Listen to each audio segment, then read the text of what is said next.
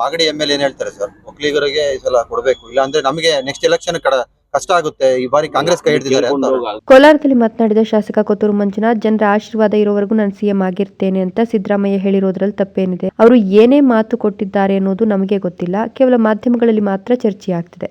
ಶಾಸಕರು ದೆಹಲಿಗೆ ಹೋಗಬಾರ್ದಾ? ಜಾತಿ ಆಧಾರದಲ್ಲಿ ಸಿಎಂ ಸ್ಥಾನ ಕೇಳೋ ತಪ್ಪು.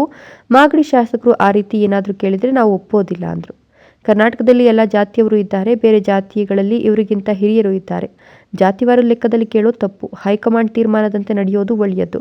ಬರೋ ಚುನಾವಣೆಯಲ್ಲಿ ಒಕ್ಕಲಿಗರು ಮತ ಹಾಕ್ತಾರೋ ಇಲ್ವೋ ಅನ್ನೋದನ್ನ ಚುನಾವಣೆ ಸಂದರ್ಭದಲ್ಲಿ ಗೊತ್ತಾಗಲಿದೆ ಅಂತ ಕೋಲಾರ ಜಿಲ್ಲಾ ಪಂಚಾಯತ್ ಆವರಣದಲ್ಲಿ ಶಾಸಕ ಕೊತ್ತೂರು ಮಂಜುನಾಥ್ ಹೇಳಿದ್ರು. ಅಲ್ಲೇನು ಆಗಿದೆ ಏನು ಅನ್ನೋದು ನಮಗೆ ಗೊತ್ತಿಲ್ಲ, ನಮಗೆ ಅದ್ರ ಬಗ್ಗೆ ಮಾಹಿತಿ ಇಲ್ಲ. ಸಿದ್ದರಾಮಣ್ಣ ಅವರು ಮುಖ್ಯಮಂತ್ರಿ ಇರೋದು ಗೊತ್ತಿದೆ. ಇವಾಗ DK ಶಿವಕುಮಾರ್ ಸಾಹೇಬರು ಮುಖ್ಯಮಂತ್ರಿ ಆಗುವಂತ ವಿಚಾರ ನಮ್ಗೆ ಯಾವತ್ತೇ ಆಗಲಿ ಶಾಸಕರ ಹತ್ರ ಎಲ್ಲೇ ಆಗಲಿ ಚರ್ಚೆ ಮಾಡಿಲ್ಲ, ಏನು ಮಾಡಿಲ್ಲ. ಹೈಕಮಾಂಡ್ ಅಲ್ಲಿ ಏನಾದರೂ ತೀರ್ಮಾನ ಆಗಿದ್ರೆ ಅದ್ರ ಬಗ್ಗೆ ನಮಗೆ ಗೊತ್ತಿಲ್ಲ, ನಮಗೆ ಮಾಹಿತಿನೂ ಇಲ್ಲ. ಹೈಕಮಾಂಡ್ ಅಲ್ಲಿ ತೀರ್ಮಾನ ಆಗಿದ್ರೆ ಹೈಕಮಾಂಡ್ ಅವ್ರು ಏನ್ ತೀರ್ಮಾನ ಮಾಡ್ತಾರೋ ಆ ತೀರ್ಮಾನಕ್ಕೆ ನಾವೆಲ್ಲರೂ ಬದ್ಧಾಗಿರ್ಬೇಕು, ಭದ್ರಾಗಿ ಇರ್ತೀವಿ.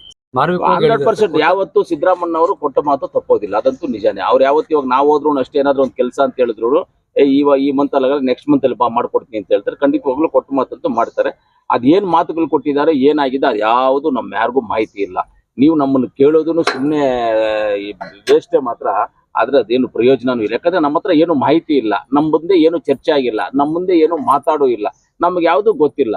ಹೈಕಮಾಂಡ್ ಕಾಂಗ್ರೆಸ್ ಪಾರ್ಟಿ ಸಿಂಬಲ್ ಏನ್ ಹೇಳಿದ್ರೆ ಅದನ್ನ ಮಾಡ್ಕೊಂಡು ಹೋಗೋದಕ್ಕೆ ನಾವೆಲ್ಲ ತಯಾರಾಗಿರ್ತೀವಿ.